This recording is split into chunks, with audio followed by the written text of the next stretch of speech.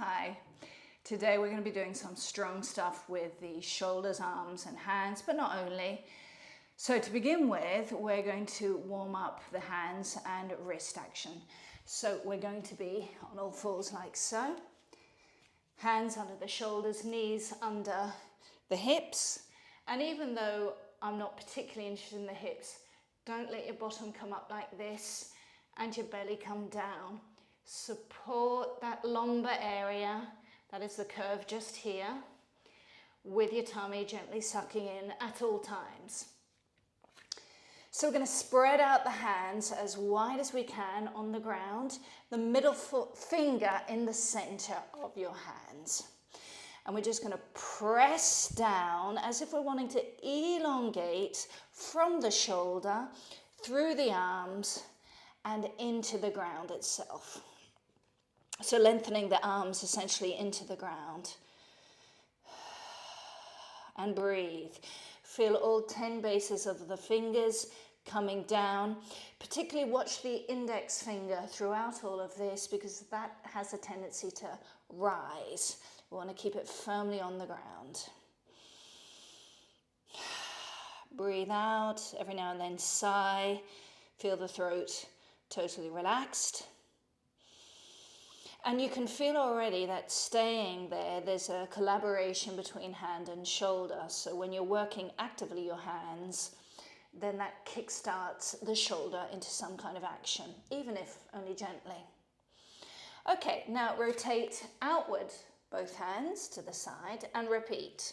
So again, spreading your fingers out as much as possible, having the middle finger centrally placed.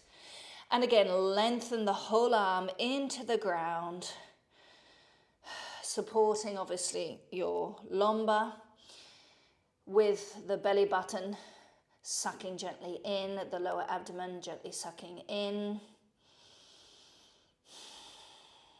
And keep on returning to the sensation of the 10 bases of the fingers coming down into the ground.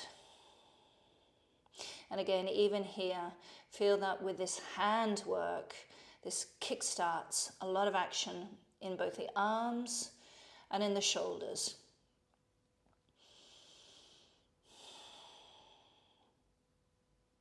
And then from there, just walk your knees towards your hands, sit back onto your heels into Vajrasana, and we'll lift our hands and just place the fronts of the hands on top of the thighs.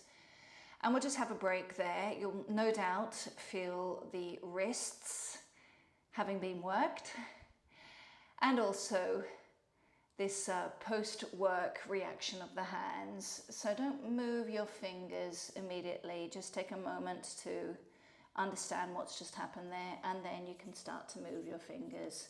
Maybe make a fist, massage one wrist and then the other.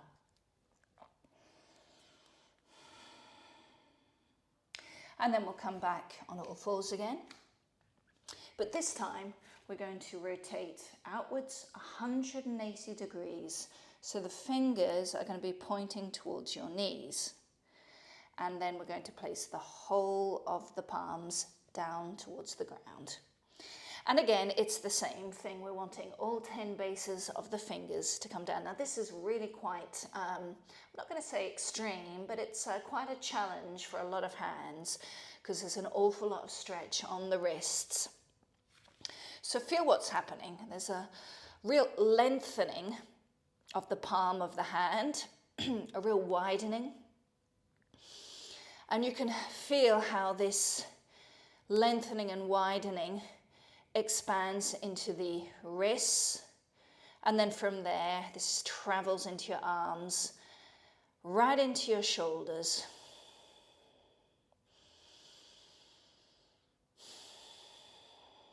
So obviously whatever your hand does, it's going to manifest to a greater or lesser extent in the shoulders, and vice versa. So really be very present in this action, in this realization. Keep on breathing into the 10 bases of the fingers pushing down into the ground. Take a moment also just to feel that that lower abdomen is still supporting your lumbar area of the spine. And then you can walk your knees again in towards your hands. And you can slowly lift up the wrists. And as you lift the wrists, you can start to come down into Vajrasana. Remember, in Vajrasana, if this is a difficult position, put whatever you need under your bottom or some kind of soft material in the crook of your knees in case there's knee problems. And if you do have knee problems, please go to the description of my YouTube channel. You'll find a link for all things to do with knees. Move your hands, move your fingers, massage your wrists. And we're going to do that last exercise one more time because it's really quite a challenge and extremely good work for hands, which frankly do very little in this day and age. So one more time with knees under the hips. We're going to rotate 180 degrees back so the fingers are facing the knees. Try and make the central finger in the middle of the hand and pointing directly to your knees, and then spread out all the fingers as much as you can. Separate them as much as possible. Push down the base of the fingers. And even here, grow the length of the arm into the ground. And then breathe into the length and the width of the hands that are slowly but surely expanding along the ground.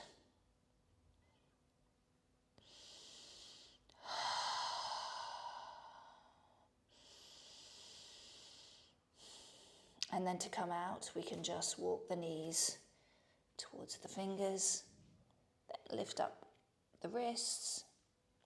And as we sit back into Vajrasana, we can slide our hands onto our thighs and spend a moment observing this post-work of the hands before we then start to gingerly move them and get them feeling a little bit more normal.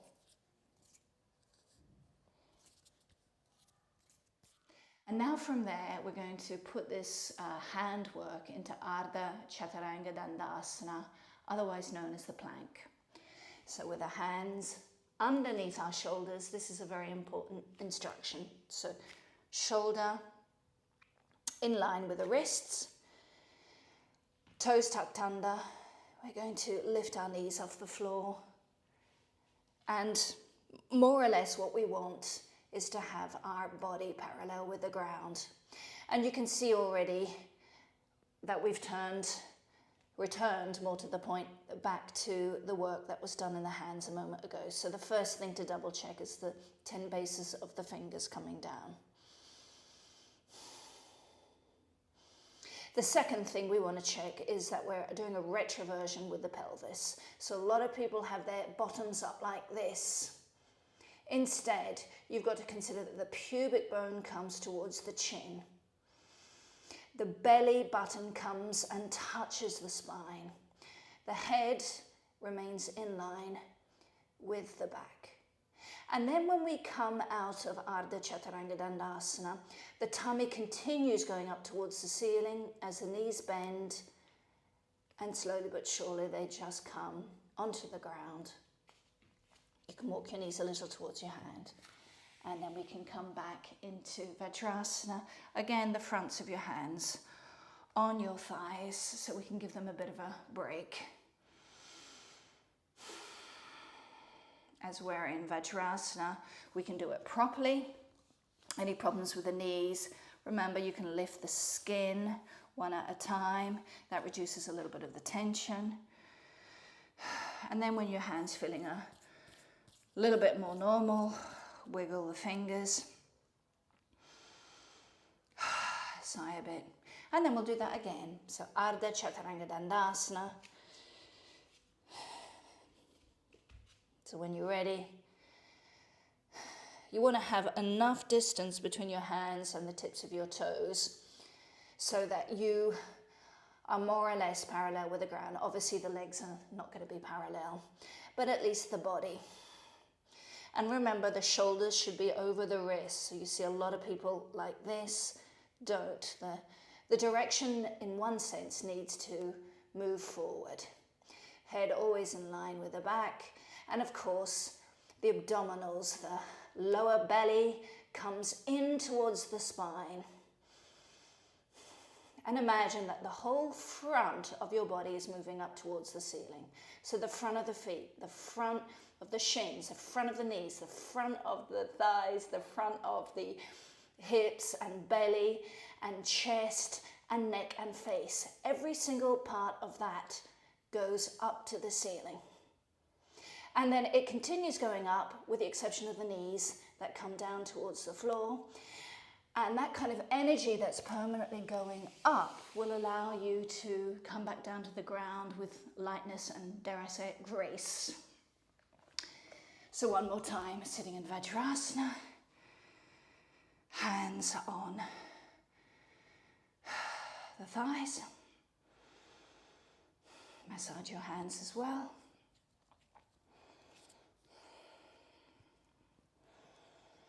And we're going to do that one more time, but this time we're going to practice the entering and exiting of plank.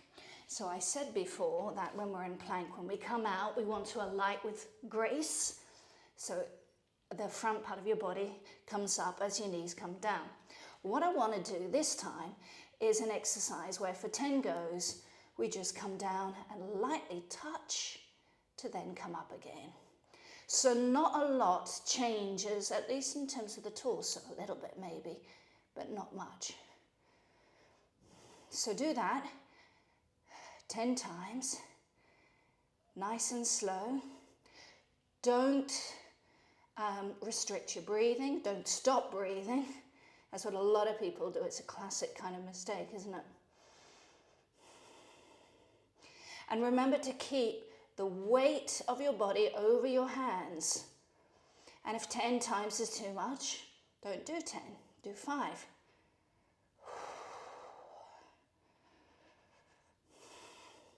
And when you finish this, you can just come down and go back and sit in Vajrasana. So this is a real exercise, not just for the hands, the arms and the shoulders, but it's a real abdominal exercise. That tummy needs to be permanently going up towards the ceiling. Otherwise, you're going to do something bad to your back. So be very careful of this retroversion, bringing the belly in towards your spine.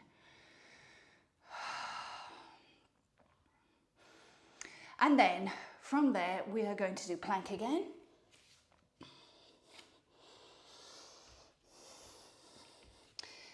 But instead of bringing our knees to the ground, we're going to leave our left leg where it is and bring the right knee towards the right elbow. Breathe for 2. And then bring the knee back and try the other side. So when you bring the left knee forward towards your left elbow, exhale, empty the belly, and then breathe for 2. And then come back, and we can just take a break here. For some of you, you'll be aware of this exercise. For the other people, maybe it's the first time. So it's important, when you bring the thigh towards your belly, you empty your belly to give everything more space. And then the other thing that's very important about this particular exercise, based around Adho Chaturanga Dandasana, is that we want to have our torso as neutral as possible. So we're not wanting to move it or come up or down as we want it neutral. We want absolute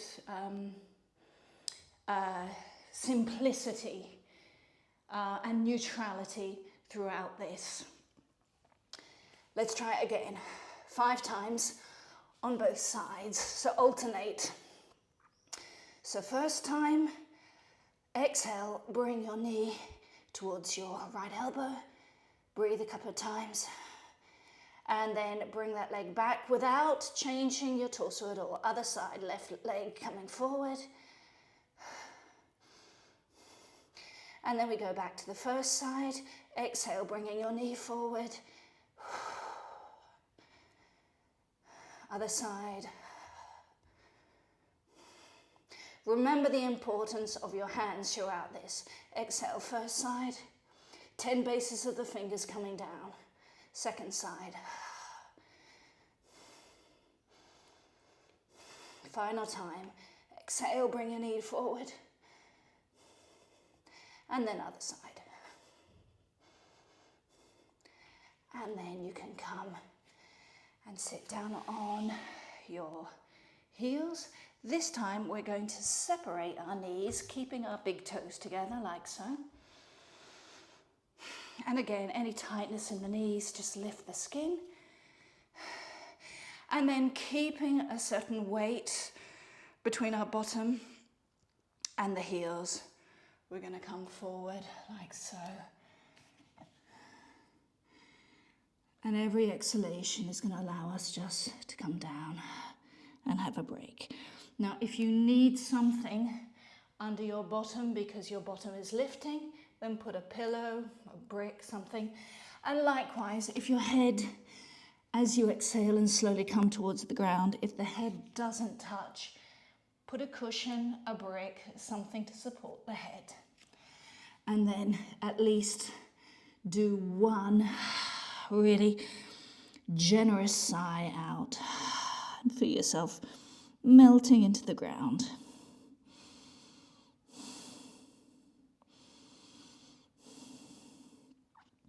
And this is hot work that we've done. So it's a nice idea to think of drinking in the air in your inhalation. And with that idea, the air is almost fresher in your throat. So feel that. Feel the journey of the air that comes into your nose and into your throat and down into your lungs.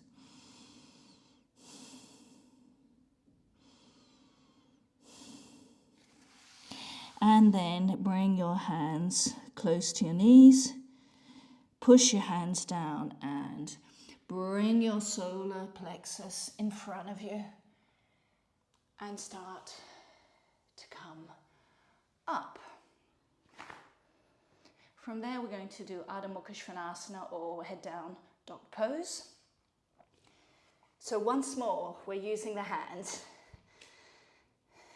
Start off with hands under the shoulders, knees under the hips, toes tucked under. Remember to spread the fingers as much as you can and cover as much ground as possible.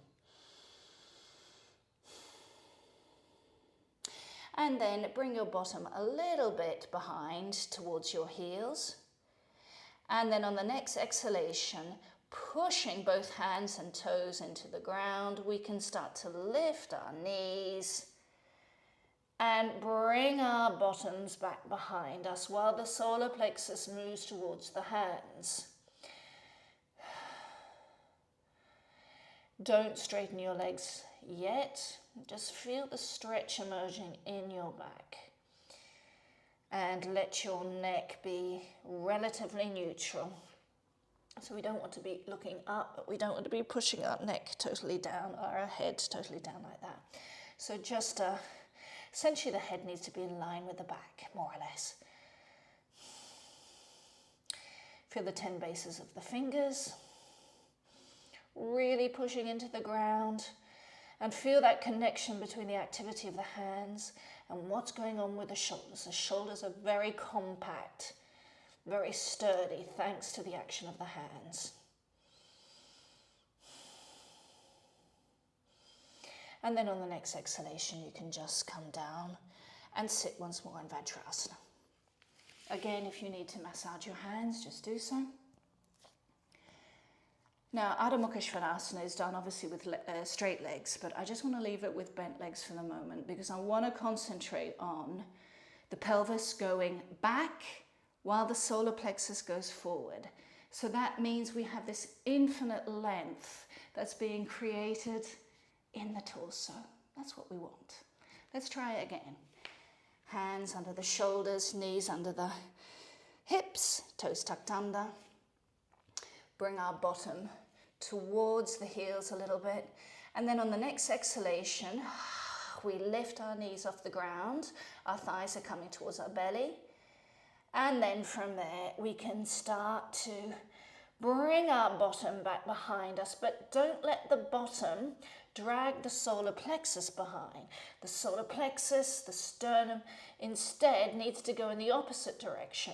So the pelvis back, the sternum, the chest coming forward towards the hands. And feel the difference that makes in terms of opening up the whole of the torso. This is really important because if the torso is open, you breathe better. So let out a wonderful sigh. 10 bases of the fingers going down. Lengthen the arms into the floor. And if you lengthen the arms into the floor, you're going to feel the pelvis goes back behind even more. But the solar plexus needs to work even more at coming forward then.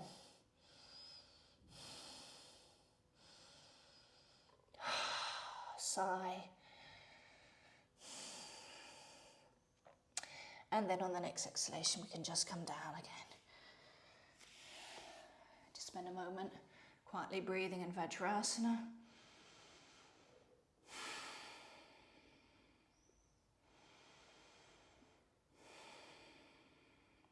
And then when we do adho mukha svanasana this time, we're going to slowly but surely straighten our legs. Now for some of you, you could maybe fully straighten your legs. For some of you, it will only be partial. This all depends on whether your torso remains the same or whether it comes forward. And I'll just give a demonstration now. So if we're here like so, and my bottom is going back behind me, while my solar plexus is moving forward, and then I straighten my legs and do that, well, yeah, I was just wasting my time there. Instead, if my bottom is going back and my solar plexus is going forward, I can slowly but surely start to straighten my legs. Maybe this is as far as I want to go, but you can see that whatever I decide to do, I'm not changing my torso. So if this means that you're really, really bent, that's absolutely fine because you're getting the benefit. If on the other hand, you've got the stretch both in the legs and in the back, then maybe you can start to completely straighten both halves of the body. Adho mukha svanasana is dependent not only on the stretch in the hamstrings, but a stretch in the torso as well. Okay, let's try it together. So when you're ready, bottom coming towards your heels, lift your knees off the ground and really feel this two-directionality of your torso. So the bottom moving back behind, solar plexus moving forward. So you're creating endless length in your torso. Root down with your hands, 10 bases of the fingers coming strongly down. And then exhale and maybe straighten your legs a tiny bit, but observe the fact that the bottom is still moving back and the solar plexus is moving in the opposite direction. And then if you want to extend your legs a little bit more, you can, but don't cheat. There's no point in cheating because you don't get the benefits. And the benefit is this wonderful stretch across the base of the foot, over the ankle, the back of the leg, the bottom, the back, and even your neck and partially your head. So this is a very, very strong posterior stretch of the body. Enjoy it. And then you can just come down, knees separate once more, big toes together. And we'll go straight into Adho Mukha Virasana.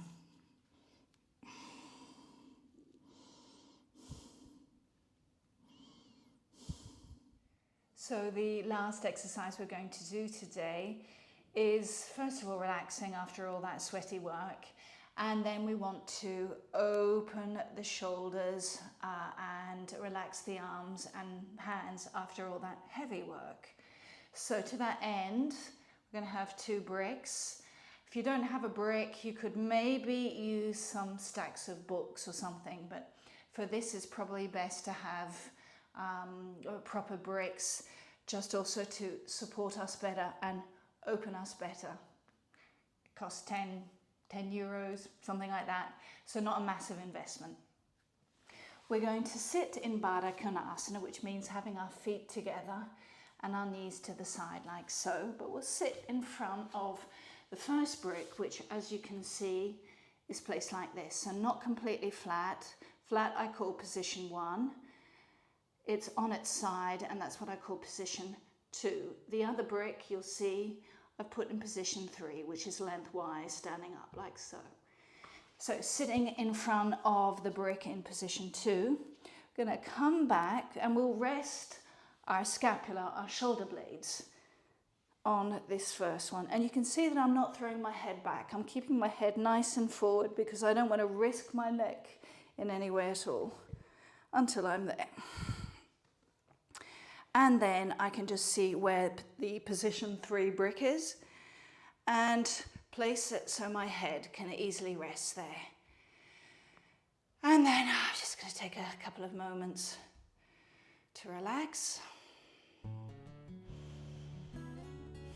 So go back to the breathing, feel the throat nice and open. And also visualize imaginary weights that are on your thighs, which are allowing your thighs and therefore your knees to descend further to the ground. And that resultingly widens the tummy, relaxes everything a little bit more in that area. So this should be very, very nice. And we enjoy the weight of our body that's being captured by gravity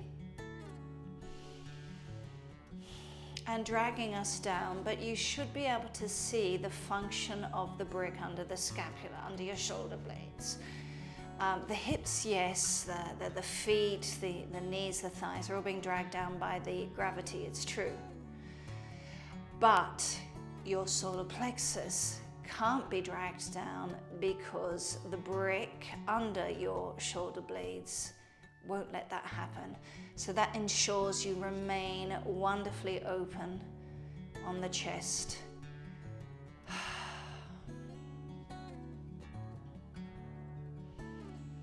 And then we can bring a little bit of shoulder and arm movement into this. So we can rest our elbows in line, more or less, with our shoulders.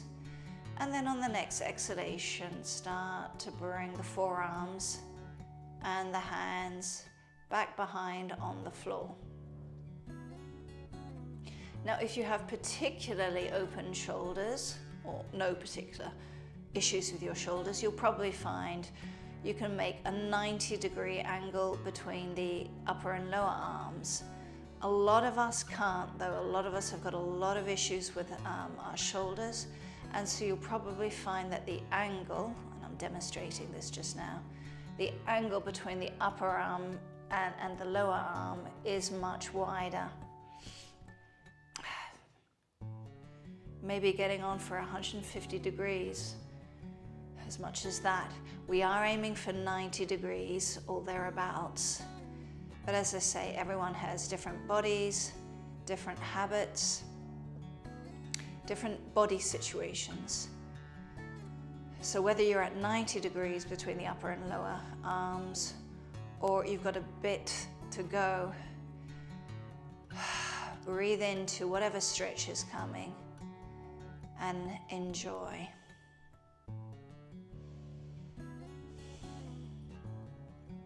And with the arms in this position, you're going to be feeling a response both in the arms and in the shoulders, but also in the chest, the upper torso region.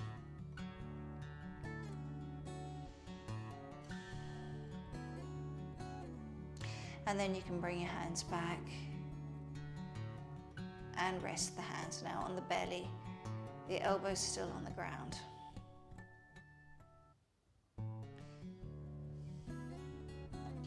And then to come back, wherever you are, you can lift the head with the hands until you're looking at your chest, your knees maybe, then you can bring your hands down to the ground. And then push the floor away to come back up. Stretch your legs.